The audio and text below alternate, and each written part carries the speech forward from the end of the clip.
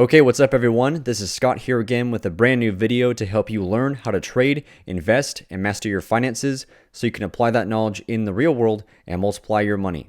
And so here we are again at the end of another trading week. And so in this video, I'm going to show you all the trades and all the adjustments I made over the past 5 days. Today included, of course. Now, unfortunately, this week was a pretty tough week, and all the trades I did make were actually just adjustments on existing positions, as you can see here. And most notably, the positions that required the most attention and the most adjustments were my Alibaba trade and also my JD trade. Both of these are Chinese stocks in the online retail space. And so I'll be showing you throughout this video how I've been changing my strikes on these positions and also having to either buy or short the underlying stock in order to cover the short options that go in the money. And then on top of all that, you're also going to see some adjustments I made on my EWZ short put options and the very interesting way I took my profits on my PTON short put, which of course is no longer here. That trade is now gone. But that trade will be a great illustration of how a stock can fall right through your short put strike and thereby creating a lot of losses on just the put option, but also how you can turn that entire trade around into profits by shorting shares of the stock. Now, as always, before we fully dive in here, in case you are brand new to the channel, I just want to let you know that you can also find me on SKILLSHARE as well, where you can take my very in-depth classes on options trading and stock market investing.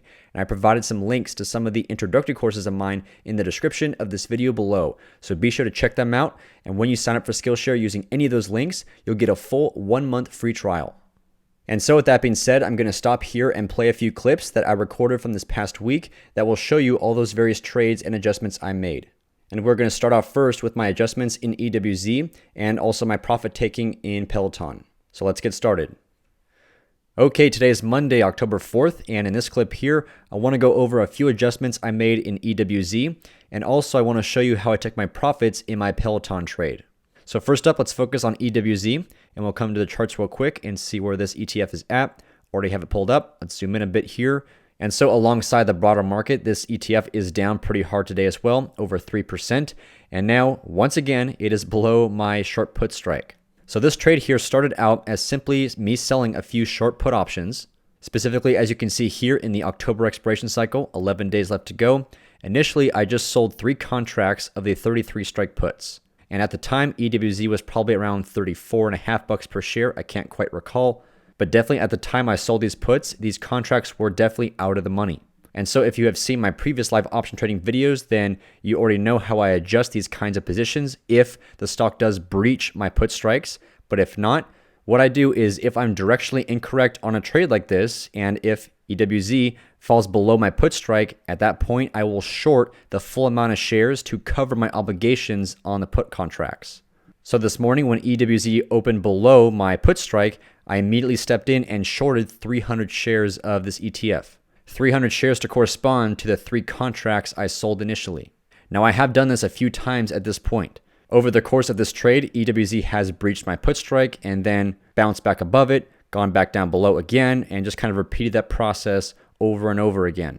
And every time that happens, I do lose a small amount of money, around $30 or so, but because this ETF has breached my put strike so many times, those small losses have begun to add up. And that's why I've been having to sell call options to take in extra credit to compensate for those losses on the stock. So last week in particular, I sold 3 of the 34.5 strike calls, and in total took in an extra $90 of credit. That was pretty nice. But because this morning this ETF gapped down below my put strike by a significant amount, I had no choice but to also roll down the call option now to the 33 strike. So at this point, I now have a short straddle on. And if I come over to the monitor tab, this will become a lot more clear. Here are the 2 orders I placed this morning.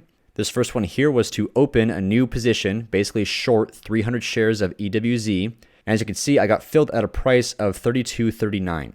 Ideally, for my strategy, I want to be able to short these shares as close to my put strike as possible, as close to 33 as possible. But like I said, EWZ did gap down below my put strike this morning. I never even had a chance to short the shares around 33, so this was the best price I could get filled at. And so of course this means if EWZ does bounce yet again and rally back to and above 33, at that point I will remove this hedge by buying back all 300 shares. But we'll do so for a pretty sizable loss, right? Because to make this more clear, let's bring up the calculator here. If I short the shares initially at $32.39, And then if I ever have to buy these shares back at a price of 33 bucks per share, that's going to be a loss of 61 cents per share times 300 shares. That's a total loss of $183. And this is way, way more than I would expect to lose or that I would want to lose in such a scenario. Typically, I place my stock buying orders such that if EWZ were to drop below my put strike and then bounce back above it, I would construct my orders to do that such that I would only lose about 30 bucks, a very small, manageable amount. But sometimes when stocks gap over your price targets, you have no choice but to get filled at the best price possible. So the point is, in order to compensate for this pretty nasty loss, that's why I also rolled down my call options, which you can see right here. And I did this roll in one order. You can see here I bought back my 3 contracts that were at the 34.5 strike, and then at the same time, I sold 3 new contracts at the 33 strike. And in doing so, took in an extra credit of 44 bucks per contract. So with 3 contracts, that's a total additional credit of $132, which of course does not totally cancel out this 183 here, right? If I add 132, I'm still left with a potential loss of 51 bucks should the stock reverse, or also if EWZ does continue lower, at some point I'll get assigned on my put options, and in that case I'll still have to buy back the shares at 33 at my strike price. So in either case, if EWZ goes lower or if it bounces back above my puts and I buy back the shares myself without assignment, in either case I'm still going to buy back the shares at 33 and take a $51 loss now. But that's obviously way, way better than taking a $183 loss. And taking a loss of about 50 bucks will still leave a total net credit on this entire EWZ position that is still within my profit target. I still have enough credit remaining on this position to eke out my full expected profit by the expiration date, which is only 11 days from today. But I still do have to be careful if this stock does reverse and go back above 33, because now, as you saw, I also have short call options to worry about, also at the 33 strike. So this 33 is going to be a very pivotal price point for me. If this ETF does reverse and goes back above this price, I'll have to buy back the shares I shorted and then also buy or go long on 300 more shares to cover my obligations on now the call options. So basically, to sum it up, as long as EWZ is below 33, I will be short 300 shares. And then if EWZ ever goes back above 33, I will then switch and become long 300 shares. The bottom line is simply to try and keep the net credit I still have remaining on the position. I'm simply trying to use the stock to cover my obligations on either the call options or the put options, depending on where EWZ is. So that's EWZ. Let's come back to the monitor tab. And also, I want to show you briefly how I took my profits in Peloton this morning. Now, this position also started out as just a simple naked put option. So we'll go to the Peloton charts real quick here, and I'll zoom in. So originally, I was short just the 92 strike put options that were right around here.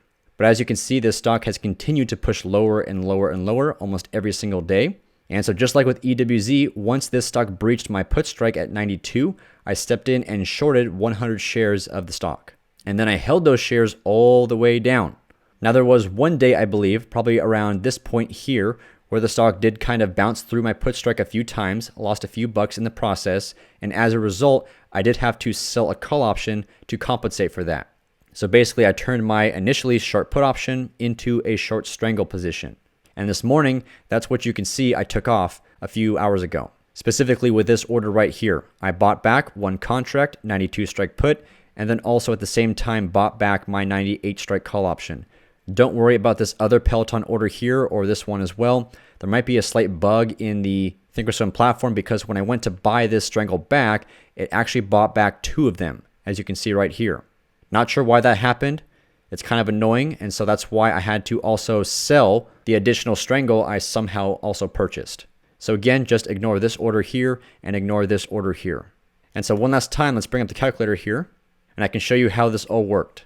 So initially, when I just sold the put option a long time ago, at that point, I sold the put for $415.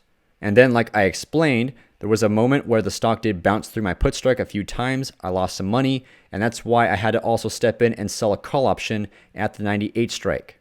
And so those losses, those small losses on the stock amounted to $80. So we'll subtract 80 from 415. That leaves $335 left over. And then I sold that call option for $175, which brings my total net credit on the position back up to $510. Now, as you can see with this order here, where I bought back both of those contracts, I bought them back for a total debit of $988. So from this 510, we subtract 988. And so that means just from the options, not looking at the stock yet, just from the options, I lost $478. Now keep this number in mind. I'm going to clear the screen here, but don't forget 478. And so then once the stock actually breached my put strike for the last time, and then from there continued down on lower, the price at which I shorted those shares was $90.50. So this here was also a situation where the stock gapped down below my put strike on the market open, and this was simply the best price I could get filled at. Ideally, I would want to get filled as close to 92 as possible, but 90.5 was the best price. And then also this morning, as you can see here with this order, I bought those shares back for a debit of $83.24. So from here, we subtract 83.24, and that is a profit of $7.26 per share times 100 shares, total profit of $7.26. So now the final step is to subtract from this number the amount of money I lost from just the options, which as you saw earlier was $478. So that means in the end, the final outcome of this position was a profit of $248. And this is actually substantially more than I was targeting initially. Typically, I take my profits at 50% of the initial credit I received when I put on the position. And so when I first sold that simple naked put option by itself, I sold that put for $415, right? Half of $415, divide this by 2, is about $207. So ideally, I was targeting to make $207 on this trade at the very beginning. But because of the way I managed this position in terms of selling the call option, shorting the shares, buying them back, all at pretty decent prices, etc., that's why I was actually able to squeeze out an extra $40 or so on this position, right? $248 was the final profit. And then of course, minus a few bucks in commissions. And so there you go. This is how you can be totally, completely incorrect directionally on a bullish position, right? I really thought Peloton would bounce and go higher somewhere around 93 or $94 per share. And I sold the 92 strike put option just to give myself a bit of cushion in case I was wrong. But like I was saying, in cases where you're just extremely wrong, 100% wrong, if you manage your positions correctly, you can still walk away with a profit. And to be honest, I don't know any other form of trading or financial product that you can trade where this is actually possible. If you trade stock, you have to be directionally correct to make a profit. If you trade futures, you also have to be directionally correct to make a profit. If you buy options, not sell options like I've been doing here, but if you buy options, you don't necessarily have to be directionally correct because there are cases where implied volatility, for example, could totally just explode. And that alone might increase the value of the options you bought to the point where you could sell them for a nice profit. But that's a very unlikely outcome. Most of the time, implied volatility actually contracts, not expands. And like I said, you would also need a huge expansion of implied volatility, which is very rare to actually make a profit buying options that way. But otherwise, when you buy options, you pretty much do also have to be directionally correct. It's only when you sell options that you do have this very distinct advantage. All right, today is Thursday, October 7th, and as you can see here, definitely a bit of a busy morning. Had to make a few adjustments on Alibaba and also my JD position.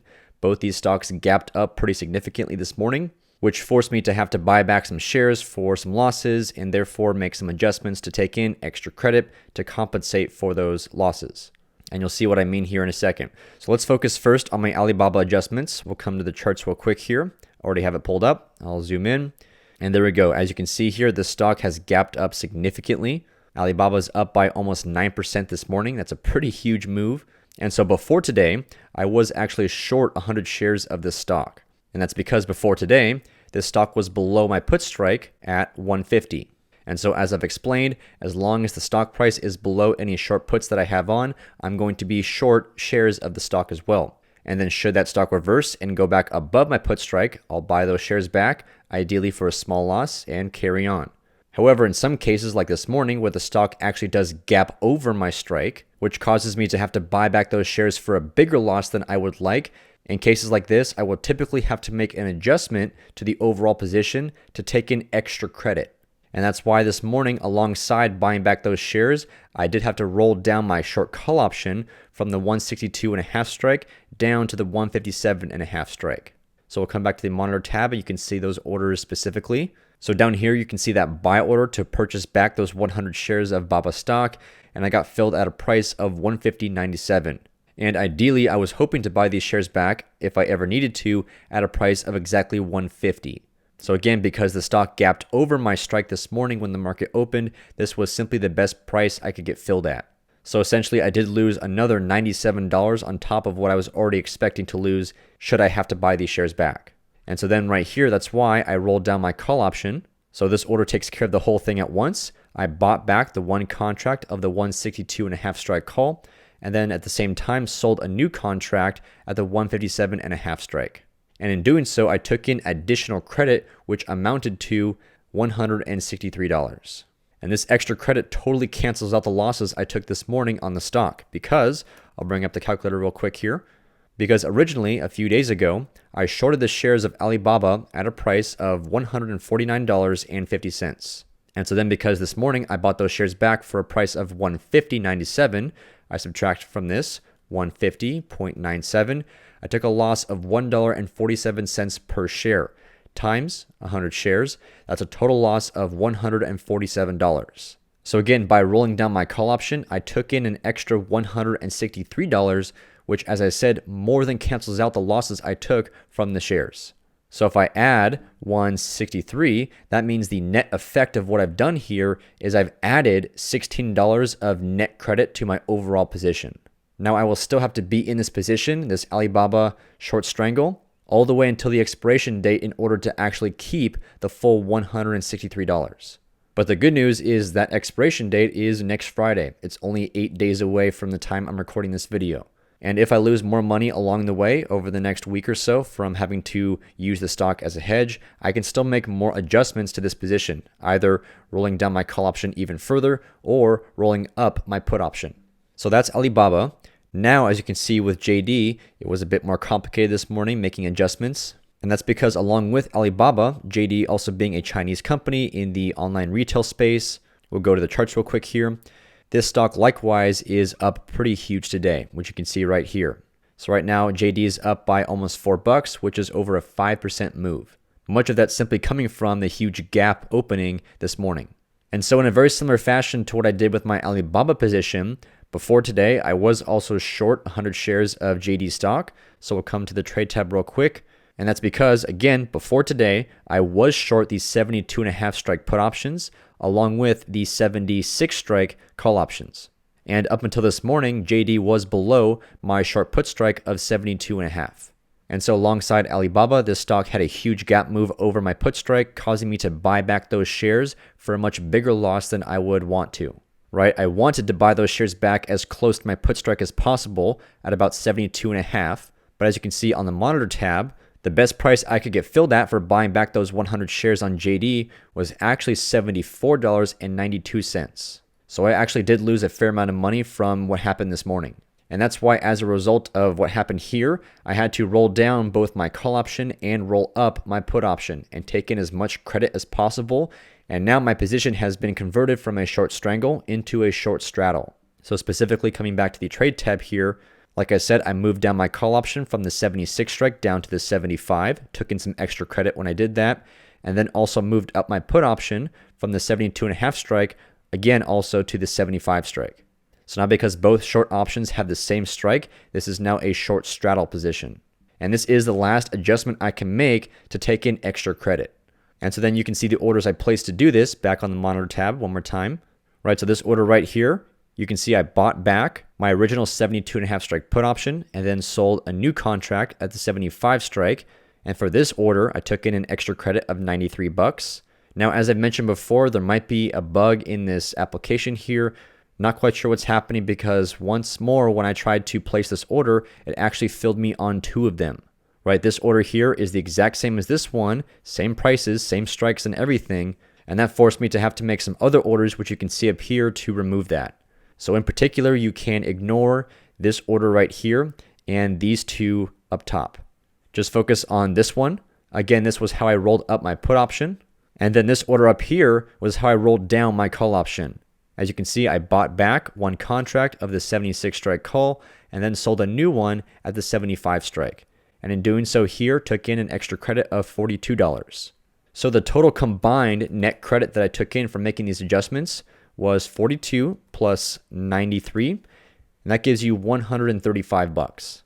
Now, unfortunately, this was definitely not enough to cover all the losses I took from the stock this morning.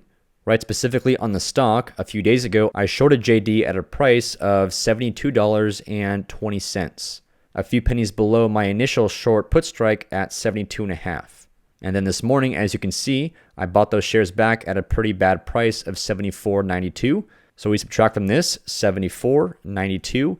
That's a loss of $2.72 per share times the 100 shares.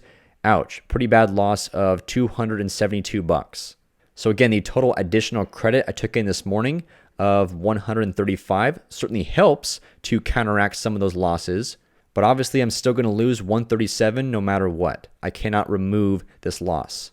And then one final thing I had to do here with my JD position, because now I have on a short straddle where my strikes for both the short call and the short put are the same at 75. Obviously, 99.999% of the time, JD stock is going to be either above 75 or below 75. And right now, JD is above 75 at 75.82. So that's why I had to totally switch and go from being short 100 shares of this stock to now being long 100 shares. And that order, coming back to the monitor tab, you can see right here. So just to clarify, this first order, which happened earlier this morning to buy 100 shares of JD stock, this was to close my initial short stock position. And then this order up here to buy 100 shares was to open a totally new position in this stock and go long on the 100 shares.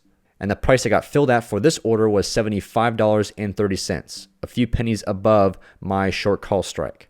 So just to recap here, because I'm sure that all these orders in JD can be a bit confusing, all I did here was roll down my call option to the 75 strike, then rolled up my put option to the 75 strike, and in doing so took in an extra $135 of credit, and then finally bought 100 shares of JD stock.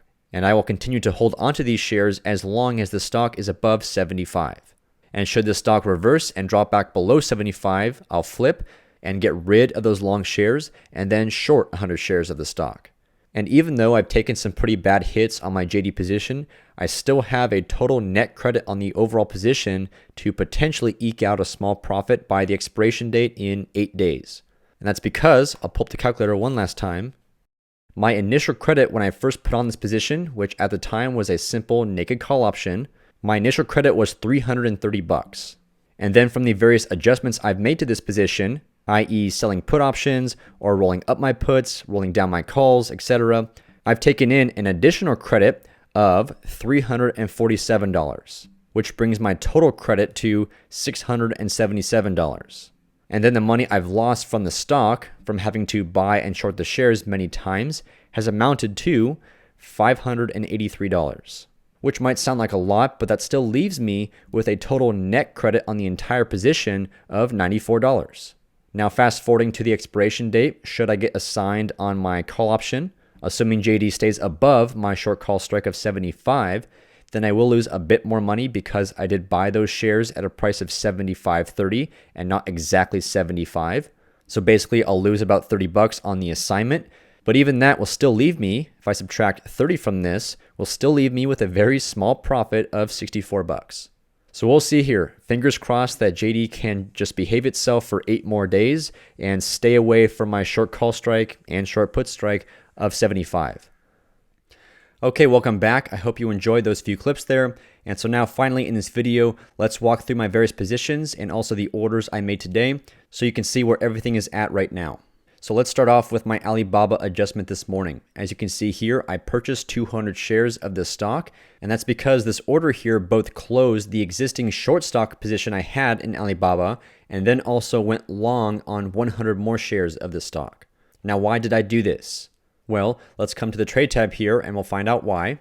And so I already have the Alibaba option chain pulled up. Now, one thing I was not able to record yesterday was I did make a last minute adjustment in my Alibaba short strangle. And specifically, I rolled up my put option from the 150 strike all the way up to the 157.5 strike, the same exact strike as my short call option. So now, just like with my EWZ position and also my JD position, I now have on a short straddle on with this stock.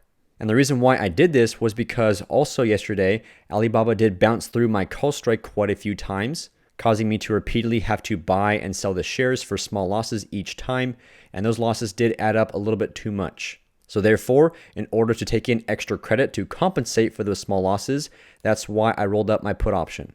And then finally, because Alibaba closed yesterday below my short put strike, that means heading into the market close, I was short 100 shares of this stock. And so that brings me to this morning where once again, we'll come to the charts real quick here and I'll zoom in. Once again, this stock did gap up on the opening and it specifically gapped over my short call and short put strike. So needless to say, this stock has definitely been a huge pain in the ass recently. And because of this move, that's why I had to buy back those short shares and then also buy 100 more shares to go long on the stock. And again, that's why coming back to the monitor tab, that's why you see this order right here, buying back 200 shares, right? 100 of these shares went to close my short stock position, and then the other 100 went towards creating my new long position in this stock. And unfortunately, because the stock gapped over my strike, the best price I could get filled at was 160.12. So I did lose a few $100 from what happened this morning. And now sadly, I don't believe this trade can be profitable by the expiration date in 7 days. Right now, it's looking to be a very, very small loss, perhaps around $100 at the moment. But I definitely will need to be in this trade all the way through to the expiration date because, coming back to the trade tab one last time, there is still so much extrinsic value in both of these options. Right, you can see just for the 157.5 strike put options, which are currently out of the money, these are still trading for almost $300. So if we fast forward 7 days to the expiration date, and if Alibaba was at the same price as it is now, which is 161, then that means these put options should be worthless. So basically over the course of the next 7 days, assuming this stock stays above this put strike here, these put options need to lose over $300 of value. That's a lot of money in only 7 days. And same thing with these call options. If today was the expiration date, then these options would have about $400 of intrinsic value. But obviously, as you can see, they're still trading for almost $700 of total value. So very similar to the put options, these call options still stand to lose about $300 of extrinsic value, and in only 7 days. So at the moment, there's nothing more I need to do with this position. I'm just going to sit on this trade and hopefully Alibaba can stay above my short call strike. So that way I don't have to make any more adjustments on this position and lose more money in the process. So with that said, let's come back to the monitor tab now. And let's take a look at my JD position right now. So as you can see, I'm still short the 75 strike call and 75 strike put, got my short straddle on, and also still long 100 shares of this stock. And so I do believe along with Alibaba, I believe this stock is up today as well. Let's find out. And yep, there you go. So JD is up by about $1.40, which equates to about a 1.8% move higher. And that's fine. As long as this stock stays above my short call and short put strikes, I don't care if this stock goes to the moon, because I can just hold my long shares all the way, and therefore all the losses I'll be taking on my short call option will be exactly canceled out by the gains I'll make on the long stock. And then come next Friday, I'll still walk away with the total net credit I still have remaining on the position, which as you saw in the previous clip, will be about $60. So that's JD. Let's come back to the monitor tab.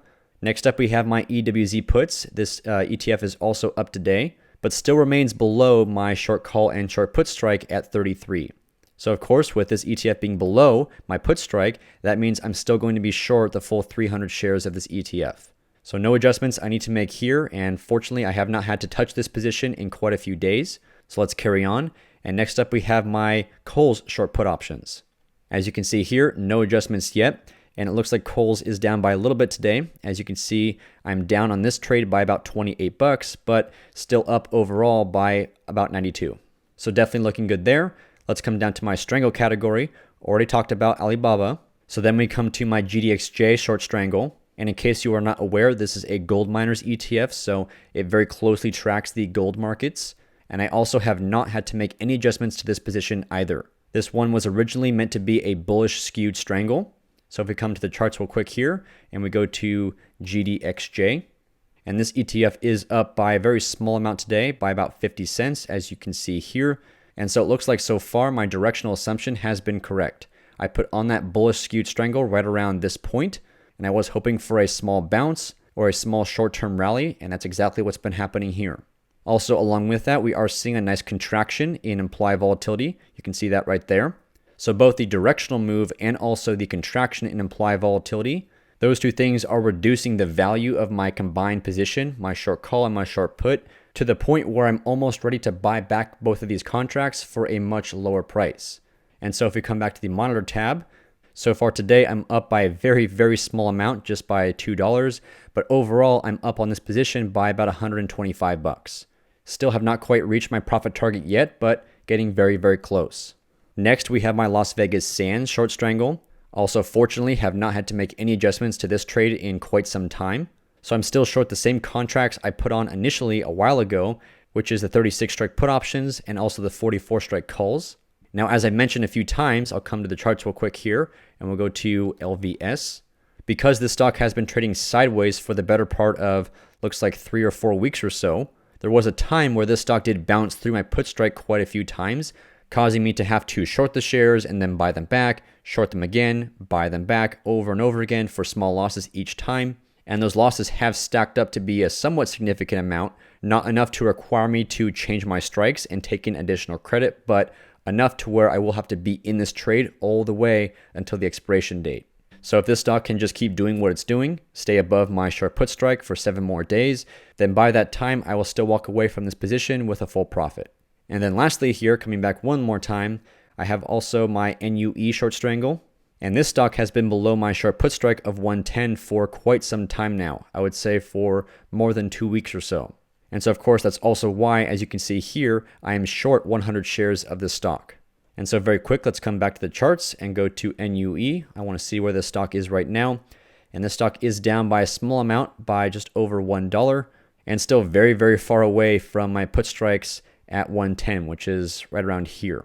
So nothing to do here on this position except just to hold it all the way till next Friday, which is the expiration date for this one as well. And my guess is this stock will stay below my put strike until that time, in which case I'll get assigned on my put option and have to buy back the shares at my put strike. But that will not be a big deal because back over here, when NUE did cross through my put strike, it was at that time where I actually shorted those full 100 shares. So again, if I do get assigned on my put option and have to buy back the shares at roughly the same price I shorted them at, then I don't make or lose any money on the stock, and I'll still get to keep the premium that I sold the options for. That's the whole point. And so with that said, I believe that's going to do it for today's video.